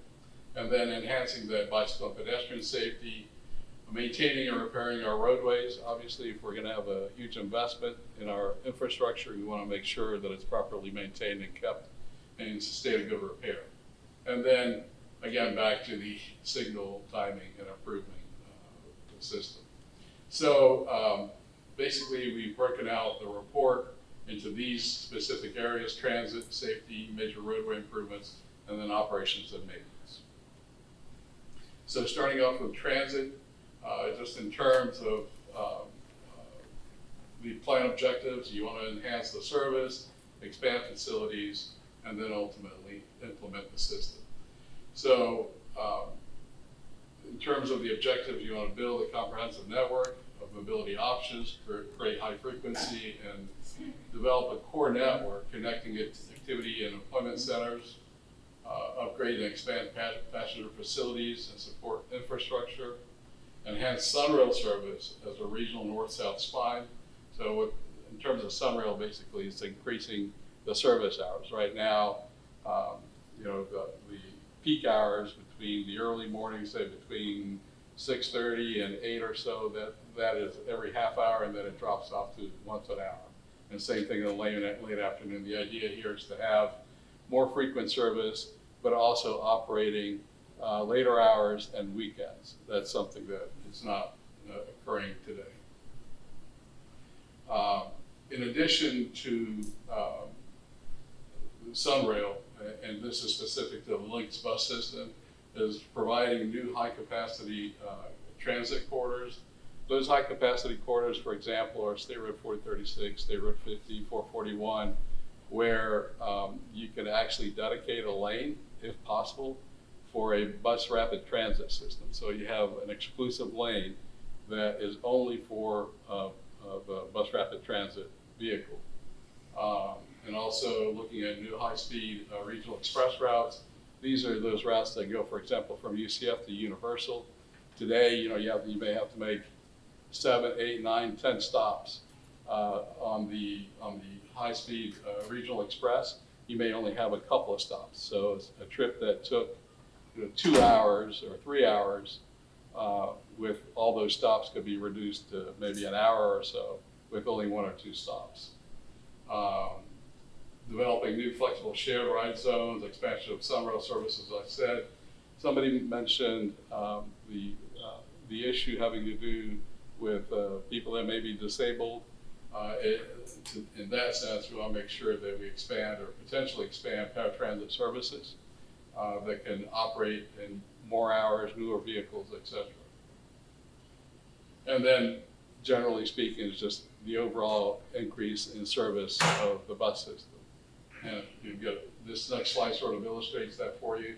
So if you look at how Lynx operates today, you have over half of the system that operates at a half hour or an hour or more, and only 7% that has 15-minute frequency or less. With the sales tax revenue, we are able basically to invert that situation where you now would have over half of the system operating a half an hour or better throughout the entire network. Right? And then you would only have about 6% that is less frequent, say every hour or so. So that would necessarily need to, we would have to increase the bus system because you don't have enough buses to provide that frequency or to provide the coverage that's proposed. That would also require more transfer stations, new upgraded shelters. I mentioned the new high capacity transit, and then new operations and maintenance facilities to ensure that all the buses are in good operating order. So in terms of implementing the plan, again, you mentioned that we'd have to expand, basically double the entire bus fleet. That would obviously need to acquire new buses, build new facilities, new transit centers. For Sunrail, it would be new stations, new track improvements, and new park and ride facilities. And then one important factor is Lynx transitioning from diesel or gasoline to either compressed gas or preferably to electric vehicles. So that is part of the plan as well. One of the items that was discussed at the board and that we're looking at is taking a look at reducing bus fares. And that, we're going through the criteria of what the eligibility criteria are for reducing bus fares and for whom, as well as any discount programs. Then moving on to safety, as I mentioned, bicycle and pedestrian safety is critical importance to the county. As you may know, Central Florida has been designated and identified now for the last 4 or 5 years as the most dangerous place in the United States, in the whole country, for pedestrians and bicyclists. And that's certainly not something that we want to continue being identified as that type of neighborhood or county. Associated with bicycle and pedestrian safety, somebody mentioned ADA, the American with Disabilities Act. So we are compelled to adhere to ensuring that all of our infrastructure is ADA compliant. So whether it's new ramps, new sidewalks, making sure that we don't have obstructions on the sidewalks or on the crosswalks, we need to mitigate all of that. Lighting is another important feature. Primarily the lighting that exists today is for vehicles and the tall poles. The idea here is to include and fund pedestrian scale lighting so that you can see the pedestrians and highlight them at night. Intersection improvements, that's, a lot of times you don't necessarily need to widen a road, but as discussed a little bit earlier with Scott, it could be a signal issue, it could be a turn lane issue, so there's no need to widen the roadway when you can just improve the intersection or a series of intersections. And then again, I mentioned technology a little bit earlier. We want to make sure that we have updated and up-to-date systems to control the signals in our safety systems, for example. So in terms of the roadway improvements themselves, we want to make sure, so the infrastructure that's out there today, by and large, is 20, 30 years old. And it was really built and geared towards cars and only cars. So we just need to rethink and apply new standards to ensure that when we build a new road or reconfigure a new road or reconstruct a new road, that we make sure that all modes of transportation are accommodated. So whether it's pedestrians, whether it's buses or vehicles or bicyclists, that we take into account their needs and make sure that they're accommodated in our roadway system. And again, in some instances we need to provide new connections. And that in turn would reduce traffic congestion. Another issue is bridge replacement. Bridges have a certain lifespan, just like any other infrastructure. We want to make sure they are also kept in a state of good repair. Just to give you a few more statistics, we maintain over 27 miles of roadways. One of the things in terms of operations and maintenance, and Ed talked about that a little bit earlier, in terms of our resurfacing program today, we resurface roads every 12 to 15 years. So part of the idea here is really to do that cycle more frequently, like in a 10-year time frame, which reduces the cost of that overall resurfacing program. In other words, you're not trying to fix something that's severely damaged, but you fix it before it gets to a state to where you may have to reconstruct the entire road. So that's why we're looking at the possibility of increasing that cycle. Same thing with drainage and pond maintenance. We want to make sure that we maintain our ponds and our drainage systems in good repair, but again, the more frequently we maintain those systems, the less chance that you're going to have flooding or have a system failure. Mentioned bridge repair, and then landscaping is also very important. We want to make sure that the roadway system and our infrastructure is properly landscaped. So just in terms of summary, we've identified 195 distinct intersection and complete safety projects, 25 miles of pedestrian and bicycle safety improvements. Now I want to make sure that those 25 miles are standalone projects. As I mentioned earlier, any roadway major project that we undertake has to accommodate bicyclists, pedestrians, buses, and so forth. And then, as I mentioned earlier, county technology improvements. We have 40 of those that we've identified, 80 new traffic signals, and 203 mast arm upgrades, and 154 miles of major roadway improvements. And mentioned earlier the resurfacing cycle and maintenance. This map is just a compilation of all the type of improvements that we would take throughout Orange County. As you can see, all the improvements are varied and are dispersed throughout the county. So in terms of summary of needs, we've identified $7.2 billion total and $11.4 billion in transit. As I mentioned earlier, we do have municipalities in the county, and they've identified individually an additional $1.8 billion. So at the end of the day, we're looking at $21 billion of improvements over 20 years. Now, an important thing to mention on the transit side, that $11.4 million includes federal matching funds. So in order for the county to receive federal funds, we have to have county funds that match those federal dollars. Otherwise, they're not available. And then just in terms of some of the additional information, as you may know, over 51% of the sales tax would be paid by non-residents, tourists, and people from surrounding counties. And just some of the questions that we've heard, are the current transportation funding sources sufficient? The answer is no. The existing funding sources do not generate the amount of revenue necessary to address the needs and priorities that the board and the cities have identified. So again, our capital work program today is primarily funded through gas taxes and impact fees, and those revenues really don't have the flexibility to do the transit improvements, to do the safety improvements. They're primarily used for major roadway reconstruction and new widenings, generally speaking.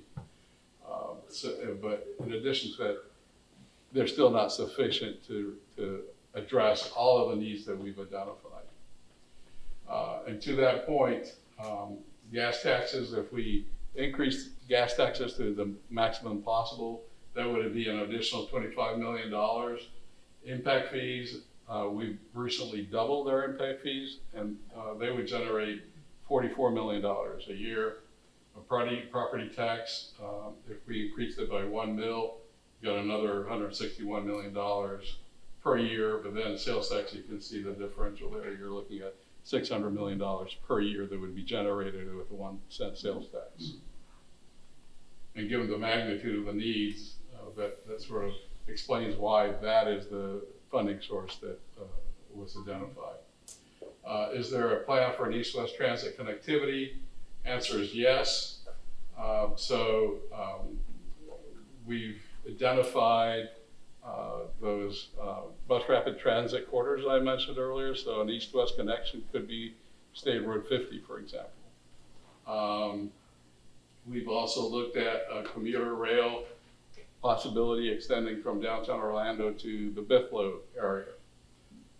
And then mentioned earlier the express bus routes that would operate on 417, 429, and the beach line. And in terms of rail, one of the things that's being explored currently is the possibility of providing a rail system between the airport and South International Drive. And those discussions are underway. Does Orange County have the capacity to handle all these projects? That's a good question. So the idea here is to engage a general engineering firm that would basically aid in managing all these projects. They would not actually do all the engineering, but they would assist the county in program management, and they would also help in terms of coordinating any new continuing contracts that we would need. And then some of the new ideas would be to explore new delivery methods for both the engineering side and the construction side. Will local small minority and women in business benefit from the transportation initiative? Yes. So, as long as a minority firm is certified, we will help them in that certification process to allow them to utilize some of the federal funds, for example. We would help them with their insurance and bonding programs. We would help them with mobilizing for payments and so forth. And then what types of projects should the community see in the next few years? So one of the important things we want to make sure of is that if the sales tax passes, that you're able to see some progress, at least in the first few years. Some of these projects are longer term, but we want to make sure that there are projects that we can do quickly and can be implemented in a relatively short time frames. So, for example, the increased frequency of the network, again, that would entail purchasing new buses, but that's a relatively short-term time frame to acquire new buses. Lynx actually does have some buses that are in reserve that could be put into service fairly quickly, so you could see increased frequency in the first few months of the sales tax. I mentioned those regional express routes, again, with new buses and new routes. Those could be implemented fairly in short time frames. The expanded neighborhood link service, vehicles, bus shelters, benches, those type of things, those are relatively, in the context of everything, they're relatively easy to put in place. So in terms of the roadway program, for example, what could you see in the next few years? Roadway and pedestrian lighting. On the lighting system, I can tell you that we've already started scheduling meetings with Duke Energy and other providers to sort of line up a potential schedule. Again, everything dependent on the sales tax passes. Sidewalks, again, those are relatively easy to implement. And again, I want to focus on technology for pedestrians and bicycle safety. So those are signal systems, crosswalks, mid-block crossings, those type of things. Again, in the context of things, you could do that, in the first 3-4 years. You could actually see some really good examples of what could be done. I mentioned American with Disabilities Act. We don't have a choice in that. We need to absolutely adhere to the ADA requirements. So that's something that would be prioritized as well. The resurfacing program, again, that is something it's a matter of getting contracts in place and the funding in place. And again, those can be done fairly quickly. And then we have a lot of projects that are partially funded. So we may have funding for the design and the right-of-way, but not the construction, because there's no funding available for that particular project. So with the sales tax revenue, we could finish up those projects, and in essence, just finish that last phase. And then, will this be transparent? Answer is yes, of course. Certainly, citizens have the ability to participate in all public hearings and have participated in previous public hearings. But at the end of the day, the Board of County Commissioners has the final word on which projects are to take place each fiscal year. But in addition to that, there's going to be a Citizens Oversight Committee that's going to be created that will work in close coordination with the comptroller. And again, I want to be clear that the Citizens Committee does not have any ability to prioritize anything. That's the board's responsibility. They're just more of a check on the projects that are identified and make sure that the costs are reasonable and things happen on time. Again, mentioning that they will work closely with the comptroller. In addition, there's a proposal to establish a technical committee. So that's to make sure that we're coordinating all the projects with all the municipalities, state agencies, links, and so forth. And then in terms of the implementation report, if you haven't done so yet, you can get on the Orange County website. You can find all sorts of reports. There's a full list of projects that have been identified that could potentially be implemented through the sales tax initiative. So with that, I know that was very fast and furious. I have a much longer presentation, but I thought for this evening we would do something a bit shorter. Yes, sir. 2 questions. Is there a penny tax of some kind you mentioned before? I'm sorry, say that again? Was there a vote on some sales tax or something recently? Coming up this election. It puts it on the ballot. So yes, this is what. So it was approved to go on the. So on the 26th, the Board of County Commissioners voted to place the initiative on the ballot for November 8th. Okay. Second question. One of your earlier slides, I was trying to figure it out. You had, I think, a population of 1.43 million, 87% of which were residents. What does that mean? That 87% of those residents live and work here and don't work in Seminole County or Brevard County. Live and work. So the population live and work. The 13% don't work, but they live here? Well, they don't work or work somewhere else. Yeah, they're commuting out as opposed to somewhere in the county. some of them may be retired too, so. Okay, so it's like a word missing, the residents who live and work in Orange County, right, that 87%. Yes. Yes, ma'am. I have a question, about I totally agree, we definitely need mass transportation. It's visible. And I agree that penny sales tax would be, the perfect way to pay for this. I don't know if you're the right people to answer this question. Number one, is with the money that we say is dedicated to this, in the future, we might have a whole different board of county commissioners that are gonna be spending this money. How do we know it's gonna be directed towards that? 5 years from now, just like the street light out here, it's like, oh, well, sorry, you didn't get that, the bus through Williamsburg, you didn't get the fast transit to the airport. It's stuff like this, and I know I thank you so much, because you've been fighting to make sure that the environmental issues are addressed that Orange County voted on years ago, and you may be the lone voice. Well, But when you're not on the hitting her commission because anymore. my ask that night even, because I kept thinking, well, maybe this vote needs to happen at the next meeting, because I thought identifying that priority list in a way that was the reflection of what we were hearing in our community was really important, instead of making it kind of a slush fund or a fund that's piled up and and I understand it's not a slush fund, I understand that it is earmarked towards transportation projects and that those prioritizations will be ongoing, but I felt the same way, and I fundamentally really believe in infrastructure investment, but I wasn't comfortable with the way that ordinance and that the ballot language reflected the priorities at that time, so I was a no vote. So to answer your question directly. Well, I have another question, but thank you.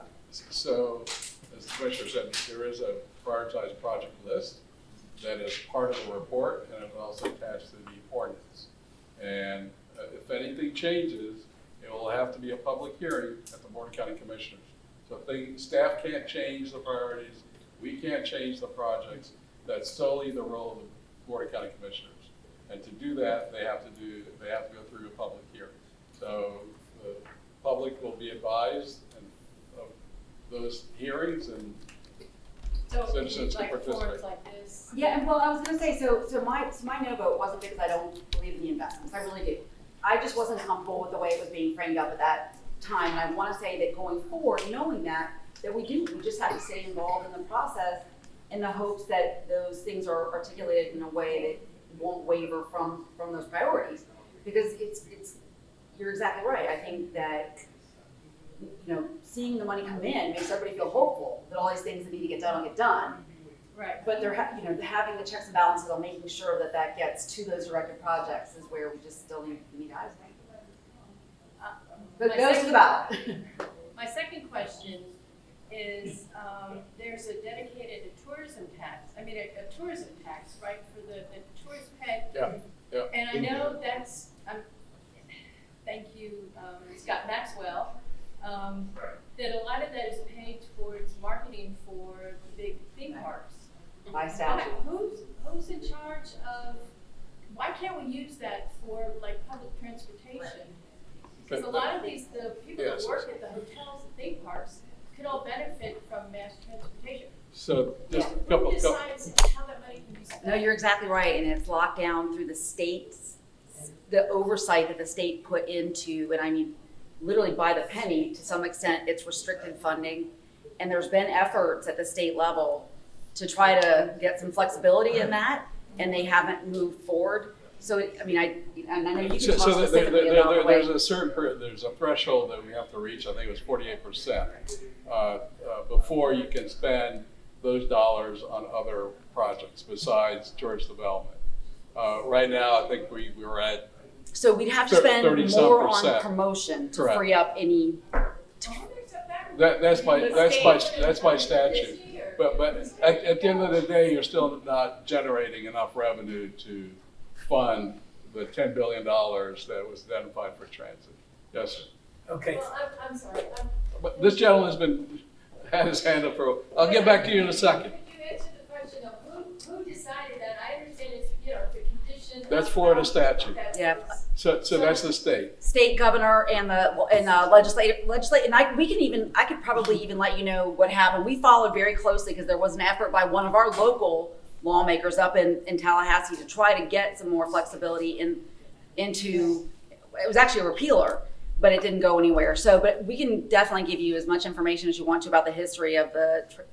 Yeah, I'd like to know how we can maybe, Yeah, utilize anything we can. I don't want to leave it on the table. I agree. Yes. Okay. That's very patient. I trust the government. It's okay. I think Jerry Demings has done a wonderful job, and all you people have identified the needs of the area. That's all the good part. The sales tax is a regressive tax. It impacts poor people more than it does the wealthy. So I would have to vote against, in addition to the sales tax. I think it's too high to begin with. We need to tax high-end real estate, raise the impact fee. You say doubled it, quadruple it. Well, you can't do that. Well, we got smacked down from there has Tallahassee. to be other areas that the county can, even property, but definitely stay away from regressive sales tax. And I've been hearing, I don't know if this is true, I've been hearing that if DeSantis is not reelected, Disney will pay for the whole thing. Got that on record.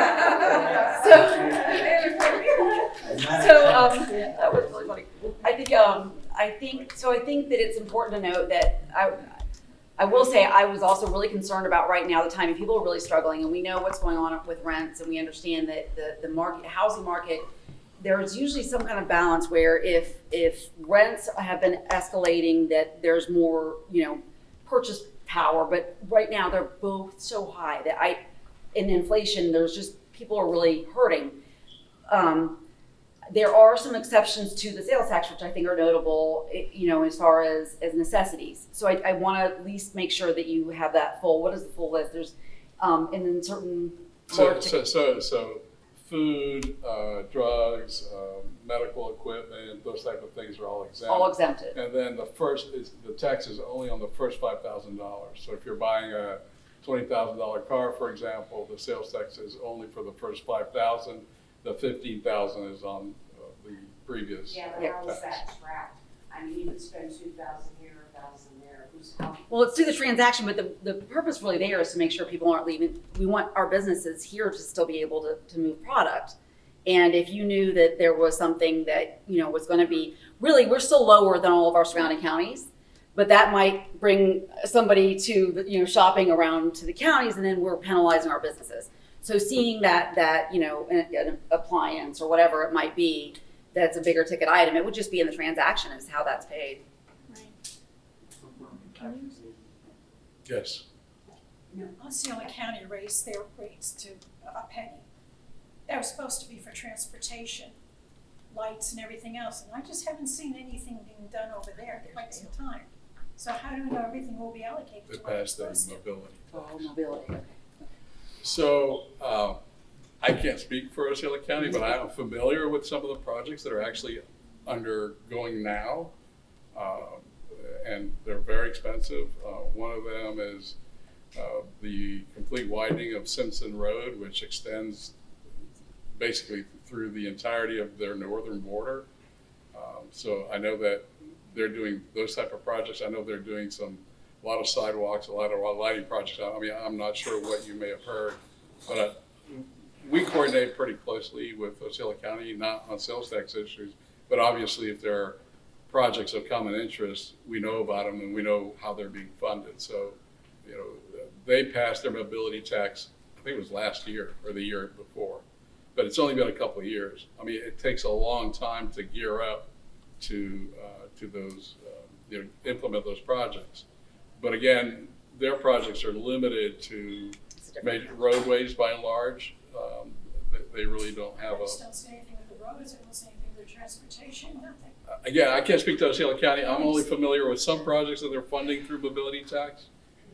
But Orange County's a large county. Just because you don't see anything happening here, don't mean it ain't happening in East Orange County where it's growing weeks out. No, that's, I mean, I think that's a good There's point. a lot of Orange activity County there. goes almost all the way to Cocoa Beach going down 520. It goes all the way down to Christmas I mean, it's just, Orange County's large. Yeah, well, the lady was talking about Osceola, and Osceola is Growing fast. by square mileage, they're even larger than Orange County, so.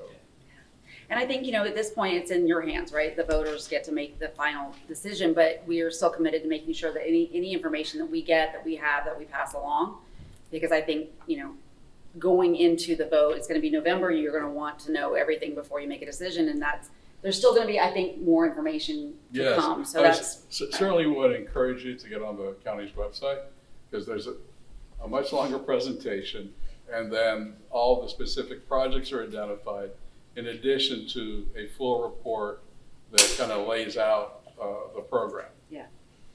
And this is my own political soapbox for a second, but if you are going to vote for someone that's at the state leadership level, you have the right to ask them if they've preempted efforts that Orange County's had to use Orange County funds in Orange County for Orange County roads and infrastructure. Because if our hands are tied in not being able to raise impact fees, and our hands are tied by Tallahassee for not being able to get flexible with our tourist development tax, then what options do we have? Well, they're gonna listen to the voters this year more than they might, and I would say that if you ever have the opportunity to ask somebody that's running for that, what is your position on preempting local government from making decisions for their infrastructure? And I think, then you can make a fully informed decision about that, because those voting records are all public. Well, thank you for your time, really appreciate it. Yes, thank you so much.